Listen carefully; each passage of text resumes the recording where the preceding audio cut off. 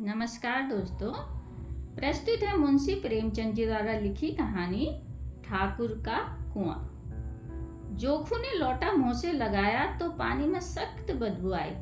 वह अपनी पत्नी गंगी से बोला, यह कैसा पानी है? हमारे बास के पिया नहीं जाता, गला सूखा जा रहा है और तू सड़ा पानी पिलाई देती है।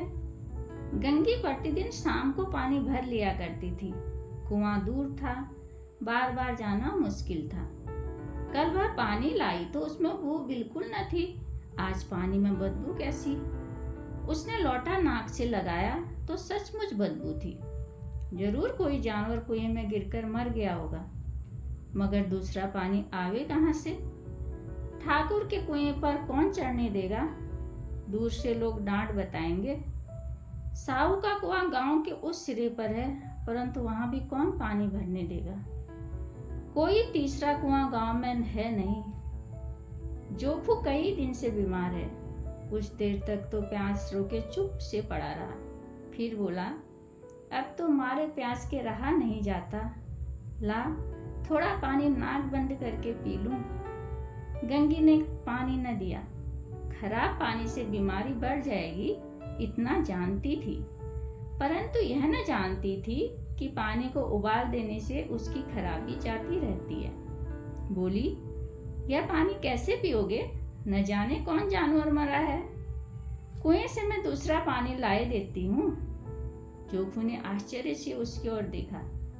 पानी कहाँ से लाएगी? गंगू बोली, ठाकुर और साव के 2 कुएं तो हैं, क्या एक लोटा पानी न भरने देंगे? जोखू बोला, हाथ पांव तुड़वा आएगी और कुछ न होगा, बैठ चुपके से। ब्रह्म देवता आशीर्वाद देंगे, ठाकुर लाठी मारेंगे, साहू जी 1 के 5 लेंगे। गरीबों का दर्द कौन समझता है?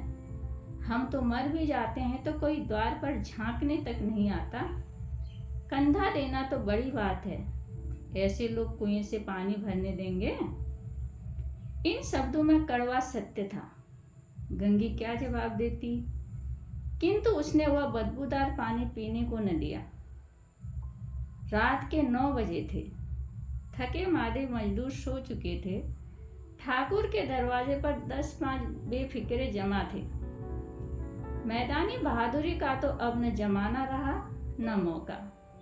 कानूनी बहादुरी की बात हो रही थी। कितनी होशियारी से ठाकुर ने थानेदार को एक खास मुकदमे में रिश्वत दी और साफ निकल गए। कितनी अकलमंदी से एक मार्के के मुकदमे की नकल ले आए। नाजिर और मोहदमीन सभी कहते थे नकल नहीं मिल सकती। कोई 50 मांगता, कोई 100। यहाँ बे पैसे कोड़ी नकल उड़ा दी। काम करने का ढंग आना चाहिए।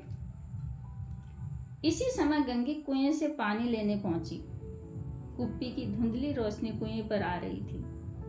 गंगी जगत की आड़ में बैठी मौके का इंतजार करने लगी। इस कुएं का पानी सारा गांव पीता है, किसी के लिए रोक टोक नहीं। सिर्फ ये बदनसीब नहीं भर सकते।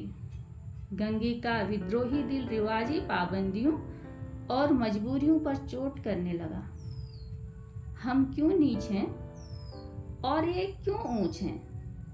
इसलिए कि यह लोग गले में धागा डाल लेते हैं। यहाँ तो जितने हैं एक से एक छठे हैं। चोरी ये करें, जाल फरेब ये करें, छोटे मुकदमे ये करें। अभी इस ठाकुर ने तो उस दिन बेचारे गरड़िए की भेड़ चुरा ली थी और बाद में मारकर खा गया। इन्हीं पंडित के घर में तो 12 मास जुआ होता है। यही साहू जी तो घी में तेल मिलाकर बेचते हैं। काम करा लेते हैं, मजदूरी देते नानी मरती है। किस बात में हमसे ऊंचे हैं? हम गली गली चिल्लाते नहीं कि हम ऊंचे हैं, हम ऊंचे हैं। कभी गांव में आ जाती हूँ तो रस भरी आंखों से देखने लगते हैं, जैसे सबकी छाती पर सांप लौटने लगता है, परंतु घमंड है कि हम ऊंचे हैं।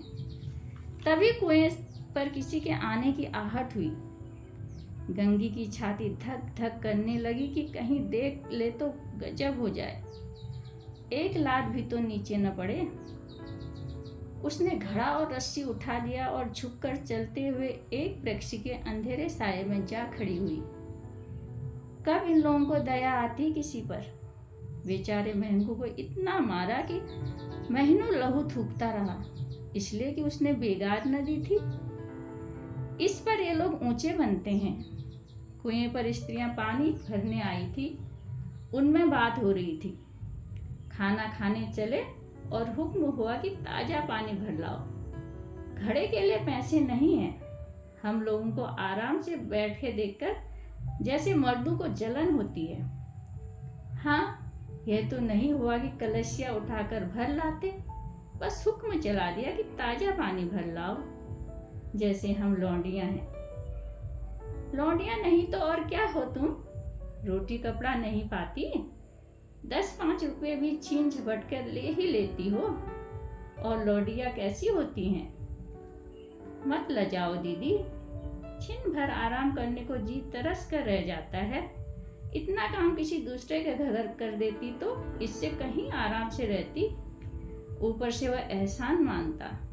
यहाँ काम करते करते मर जाओ, पर किसी का मुंह सीधा नहीं होता। दोनों पानी भरकर चली गई तो गंगी वृक्ष की ओट से निकलकर कुएं की जगत के पास आई।